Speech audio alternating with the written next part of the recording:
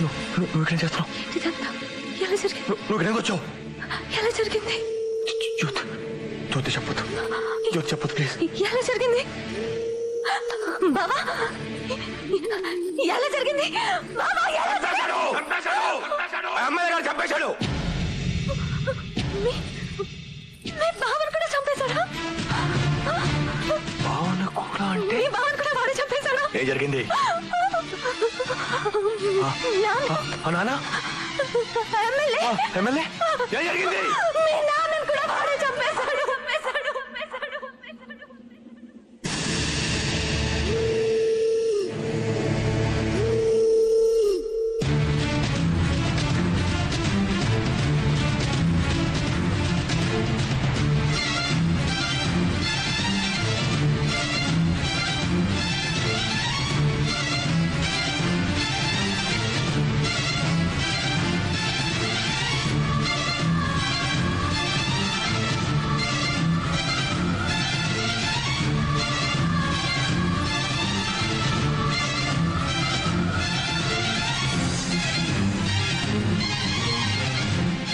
అసలే కోపం ఎక్కువ. నీకు విషయం తెలిస్తే నువ్వు ఊరుకోవు. నీకు కూడా ఏదైనా జరిగితే జ్యోతికి దిక్కేవారు బావా. అందుకే చెప్పలేదు. చాలా పొరపాటు చేశాను బావా, చాలా పొరపాటు చేశాను. అప్పుడే చెప్పుంటే ఆ దుర్మార్గుడు ఆ రోజు నీ చేతిలో చచ్చుండేవాడు. ఈ రోజు ఇంత ఘోరం జరుగుండేది కాదు. నా గుడ్డి చెల్లి బాధ్యత నాకు చెప్పావు నాన్న. ఏం చేయలేకపోతున్నాను నాన్న, ఏం చేయలేకపోతున్నాను. ఈ జాగాలన్నీ నా కోసమేనా? అరే నాన్న, జ్యోతి అది కాదురా. నువ్వు ఒక్కడివేనా మిలిటరీ మాధవరావుకి పుట్టింది? నేను పుట్టలేదా? అంటే నేను చేస్తానని భయపడ్డావా? జ్యోతి ఇప్పుడు మా ఆయన్ని చంపేశారు. ఇప్పుడు నన్ను కూడా చంపేసేదాకా వెయిట్ చేసి అప్పుడు తిరిగి పగ తెచ్చుకుంటావా? ఒక మిలిటరీ వాడి కూతుర్ని, ఒక మిలిటరీ వాడి చెల్లెల్ని, ఒక మిలిటరీ వాడి పెళ్ళాన్ని రా నేనెందుకు చేస్తాను? నా కడుపులో నాన్నున్నాడు రా. నాన్నని కట్టాను రా, నాన్నని కట్టాను. నాన్నలా పెంచుతాను, నా అన్నలా పెంచుతాను. వాడి నాన్నలా సైనికుడిని చేస్తాను రా. నేనెందుకు చేస్తాను? నా తండ్రి చావుకి, నా భర్త చావుకి కారకుడైన వాడు బతుకున్నంత వరకు నా భర్తకి కర్మకాండ చేయడానికి వీల్లేదు.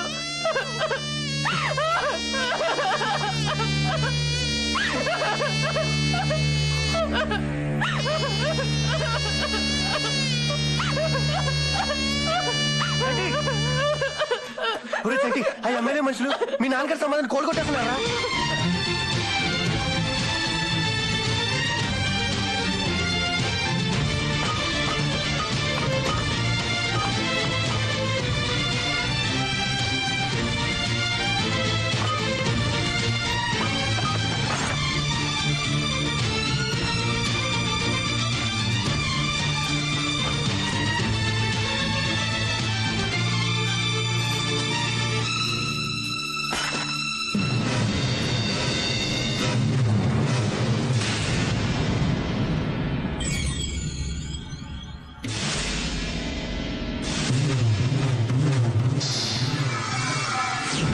వచ్చేసాడు బావా, బావా వచ్చేసాడు బావా.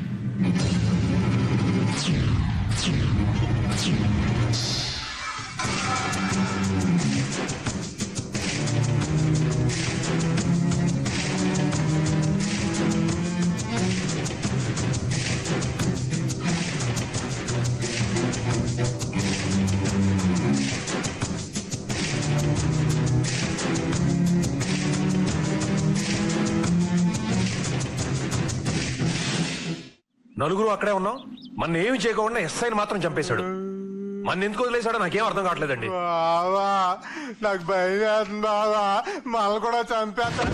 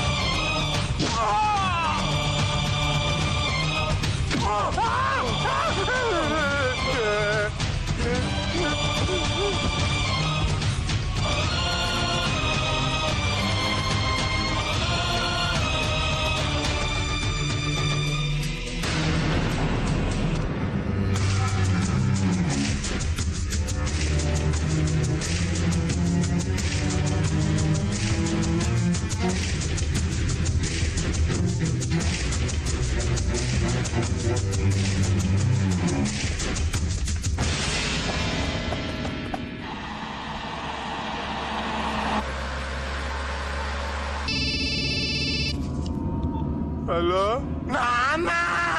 ఏమైంది నాన్న, ఎందుకు ఏడుస్తున్నావు? ఆ మిలిటరీ మహాదరం కొడుకు ఎస్ఐని ఎంఆర్ఎం చంపేశాడు నాన్న. మమ్మల్ని కూడా చంపేస్తాడేమని భయం వేస్తున్నా బావా. నాన్న హలో అల్లుడు గారు, ఆ చంటిగాడిని మర్డర్ కేసులో ఇరికించి ఎన్కౌంటర్ చేయించేద్దాం. మన ఫ్యాక్టరీకి లైన్ క్లియర్ అయిపోతుంది. సర్లేండి, అవన్నీ తర్వాత చూద్దాం. ముందు మీరు అర్జెంటుగా బయలుదేరి హైదరాబాద్ వచ్చేయండి. ఎందుకు మామయ్య? అసెంబ్లీలో ప్రమాణ స్వీకారోత్సవాలు జరుగుతున్నాయి. మంత్రివర్గ విస్తరణలో ఆఖరి నిమిషంలో నీ పేరు చేర్పించాను. మంత్రిగాను ప్రమాణ స్వీకారం చెయ్యి, మిగతా విషయాలు నేను చూసుకుంటాను. ఉంటారు మామయ్య. బామర్ది, అర్జెంటుగా హైదరాబాద్ పోనీ.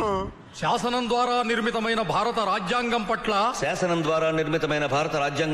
నిజమైన విశ్వాసం విధేయత చూపుతానని భారతదేశ సార్వభౌమాధికారాన్ని సమగ్రతను కాపాడుతానని ఆంధ్రప్రదేశ్ రాష్ట్ర మంత్రిగా నా కర్తవ్యాలను శ్రద్ధతో అంతఃకరణ శుద్ధితో నిర్వహిస్తానని భయం కాని పక్షపాతం కాని రాగద్వేషాలు కాని లేకుండా రాజ్యాంగాన్ని శాసనాలను అనుసరించి ప్రజలందరికీ న్యాయం చేకూరుస్తానని హలో హీరో.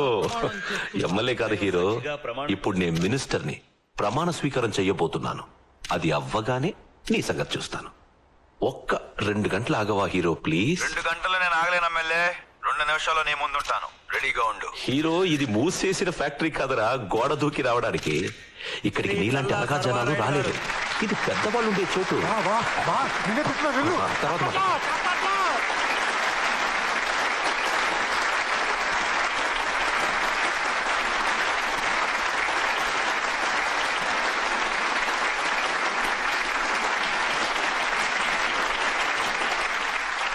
చల్లా సర్వారాయుడు అనే నేను చల్లా సర్వారాయుడు అనే నేను శాసనం ద్వారా నిర్మితమైన భారత రాజ్యాంగం పట్ల నిజమైన విశ్వాసం విధేయత చూపుతానని భారతదేశ సార్వభౌమాధికారాన్ని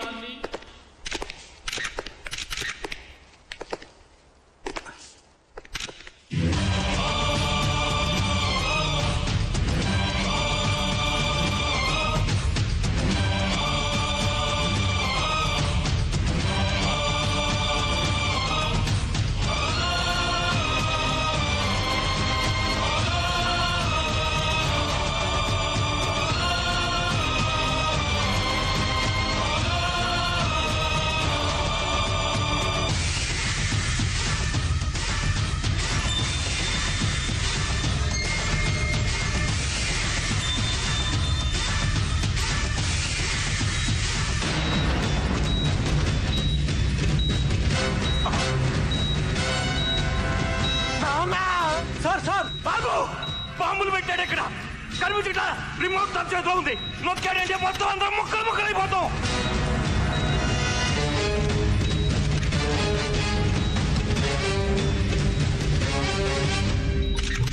నా పేరు చంటి. నేను మిలిటరీ మాధవరావు కొడుకుని. మా నాన్న ప్రజల కోసం బ్రతికాడు, దేశం కోసం బ్రతికాడు, గుండాకి చచ్చిపోయాడు. అబద్ధం చంపేశారు. నా పేరు శేషారావు, మినిస్టర్ని. ఇప్పుడు ప్రమాణ స్వీకారం చేస్తున్న అతను సర్వారాయుడు, నా అల్లుడు. తను చంటి వాళ్ళ నాన్నగారిని చంపేశాడు, వాళ్ళ బావగారిని కూడా చంపేసి వాళ్ళ చెల్లెలి జీవితాన్ని నాశనం చేశాడు, వాళ్ళ పొలాన్ని స్వాధీనం చేసుకోబోయాడు.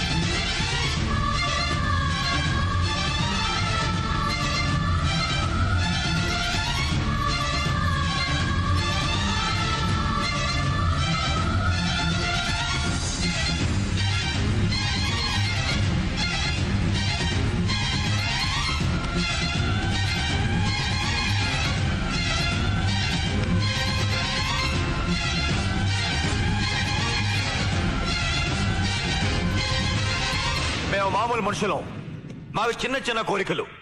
మీలాంటి రాజకీయ నాయకుల్లా దేశాన్ని మింగేలేని ఆశలు లేవు మాకు. అందుకే మీకు ఓట్లేసి మిమ్మల్ని నాయకులు చేశాం. కానీ మీరు మాత్రం మమ్మల్ని చంపేస్తున్నారా? మా చావుల్ని బ్రతుకుల్ని కాగితాల మీద అంకిల్ చేశారా? మేము మనుషుల కింద కనబడలేదురా మీకు? వీళ్ళు మా కుటుంబాన్ని సర్వనాశనం చేసేశారు. వీళ్ళు మా నాన్న చంపినట్టే నేను కూడా వీళ్ళు చంపేవచ్చు, కానీ అది హత్య అవుతుంది. ఏ రాజకీయ బలం చూసుకొని మీరు మా జీవితాలతో ఆడుకుంటున్నారో అదే రాజకీయ బల సమక్షంలో వీడిని చంపడానికి ఇక్కడ దాకా తీసుకొచ్చాను. కాదంటే అక్కడే చంపేసేవాడిని. ఏంట్రా మీ పొలిటీషియన్స్ బలం? మొత్తం దేశం అంతా లెక్క పెడితే ఎంతమంది ఉంటారా?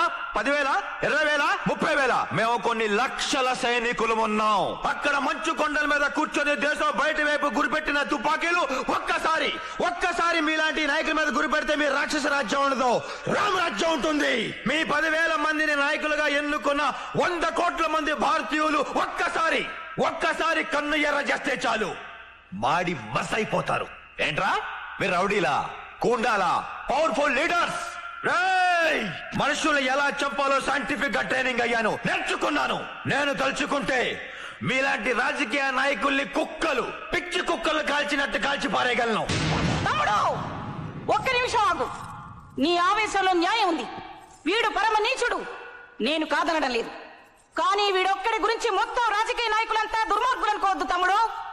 మేము కూడా మీ నాన్నగారులాగే ప్రజలకు సేవ చేయడానికే రాజకీయాల్లోకి వచ్చాం. చట్టంలో ఉండే లొసుగులను అడ్డం పెట్టుకుని వీడిలాంటి రౌడీలు, గోండాలు, నేరస్తులు 100కొక్కడో 1000కొక్కడో రాజకీయాల్లోకి వస్తున్న మాట వాస్తవం, పచ్చి నిజం. అసెంబ్లీలో ఇంతకాలం వీడి పక్కన కూర్చున్నందుకు సిగ్గుపడుతున్నాను. తమ్ముడు, ఒక ఎమ్మెల్యేగా నిన్ను నేను సమర్థించలేకపోవచ్చు, కానీ ఒక ఆడదానిగా, ఒక మనిషిగా, ఒక భారతీయురాలిగా నిన్ను నేను సమర్థిస్తున్నాను. వీణ్ణి నేను చంపమని చెప్పడం లేదు. ఒకవేళ వీణ్ణి నువ్వు చంపితే మాత్రం అది హత్య కాదు, శిక్ష అని వ్యక్తిగతంగా నేను సమర్థిస్తున్నాను. తమ్ముడు, నేను సమర్థిస్తున్నాను.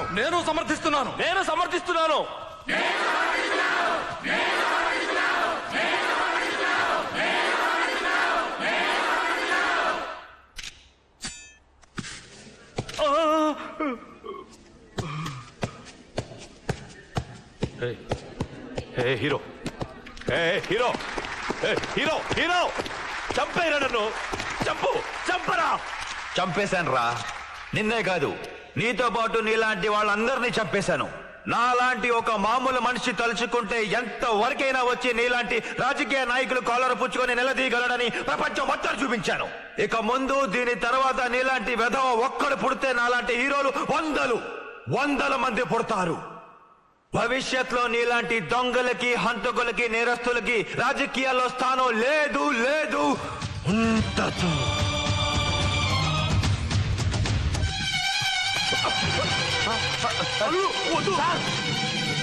హీరో